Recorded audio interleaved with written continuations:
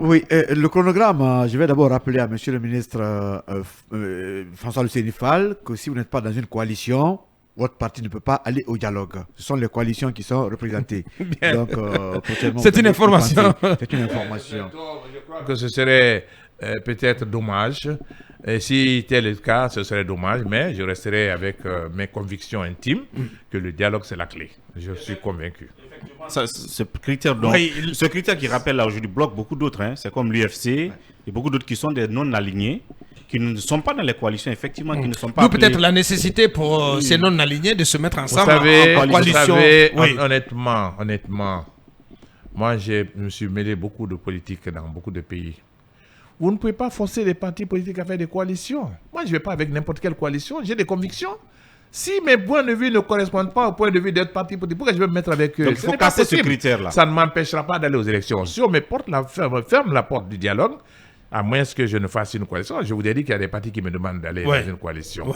Si les partis là sont d'accord avec mes principes, que c'est la règle que nous devons suivre, les règles de droit, nous devons œuvrer pour faire avancer cette transition vers des élections crédibles. C'est ce que je cherche. Mais si on nous ferme la porte du dialogue, alors ce ne sera pas notre responsabilité. Moi, je dis, mon parti vient de naître, nous ne pouvons pas nous jeter dans les bras d'une coalition comme ça.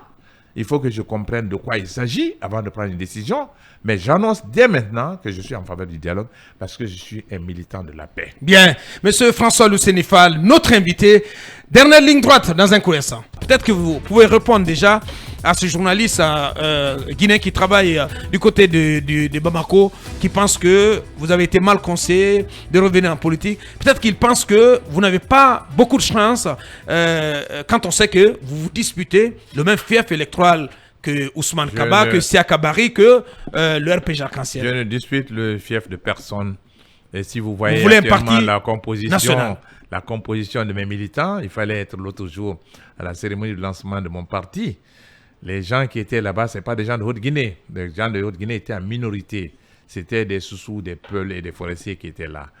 Je veux être le candidat des Guinéens. Ceux qui pensent que les régions appartiennent à une ethnie, ce n'est pas vrai. La Guinée est indivisible. Moi, je ne fais pas la politique sur la base de l'ethnie. C'est ce que j'ai condamné après l'élection de 2010. Les gens ont voté pour leur ethnie et moi, je l'ai condamné. J'ai fait des déclarations claires là-dessus. On doit choisir les gens sur leur projet de société. J'ai un projet clair. J'offre aux Guinéens mon expérience. J'offre aux Guinéens ma crédibilité. J'offre aux Guinéens mon parcours professionnel. Et j'ai un projet clair pour la Guinée. Si vous me demandez qu'est-ce que vous voulez faire pour la Guinée, je vous répondrai clairement. Ouais. Je ne suis pas un politicien qui vient vous promettre le ciel. Si je dis que je vais développer l'agriculture, je donnerai les moyens à l'agriculture parce que je voudrais créer une banque. Si moi je suis élu, dès les premiers mois, une banque agricole verra le jour. Si vous me dites qu'est-ce que vous allez faire pour les femmes et les jeunes, je vous répondrai. Je ferai tout pour qu'on ait le maximum d'unités ici, d'industriels, et qu'on développe le pays, ce qui donne du travail à tout le monde. J'apporterai un appui conséquent pour l'autonomisation des femmes. Et je créerai des emplois par le développement de l'économie, la diversification de l'économie, la relance de l'économie, les mesures incitatives. Je ferai en sorte que les infrastructures de base, avec les recettes que nous avons, les recettes que nous allons tirer des ressources des minières et autres, je mettrai cela à la disposition de l'économie nationale. Je veillerai sur la lutte contre la corruption pour que l'argent soit géré. Moi, je gérais des bureaux aux Nations Unies de budget de 30 millions de $. Tout représentant spécial que j'étais, tout secrétaire général adjoint des Nations Unies que j'étais, je ne signais pas de chèque. Ce qu'on me demandait, c'est de faire mon travail. Et alors, nous appliquerons des règles en Guinée qui permettront aux Guinéens de travailler sans que les gens aient à faire des chèques pour être des milliards pour mettre sur leur compte. Nous le ferons. Nous avons les moyens. J'ai parlé des transitions financières, des transitions démographiques. Au cours de mon discours, je les appliquerai à la Guinée et nous allons créer la richesse nationale qui va nous permettre d'injecter l'industrialisation des pays, qui va donner du travail à tout le monde. Mais l'ethnie, je rejette l'ethnie. Ouais. Allez dans mon parti. L'autre, allez là-bas. Vous verrez si c'est une composante malinquée. Ceux qui parlent de Banankoro ou d'une ville, je ne compte pas sur l'ethnie. Je compte sur les Guinéens. Heureusement, même ce matin, comme je l'ai dit, quelqu'un est venu de Frécaria. Il est Souma. Il est loin d'être de Cancan. Ouais. Mais je veux faire la politique autrement.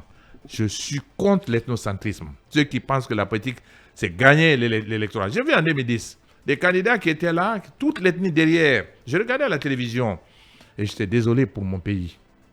Désolé pour mon pays quand je vois des gens qui suivent un candidat parce qu'ils appartiennent à la même ethnie. Un grand nombre les suivait. Je n'entendais aucun programme précis de ces candidats-là. Le nombre, c'était seulement l'ethnie. Ouais. Si c'est faire ça de la politique, c'est la raison pour laquelle je m'étais éloigné. Je reviens avec la conviction que je parlerai aux Guinéens en vous disant l'expérience, la crédibilité, le professionnalisme, je vous l'offre. Et je suis certain que je pourrai le faire. Avec les relations que j'ai dans le monde.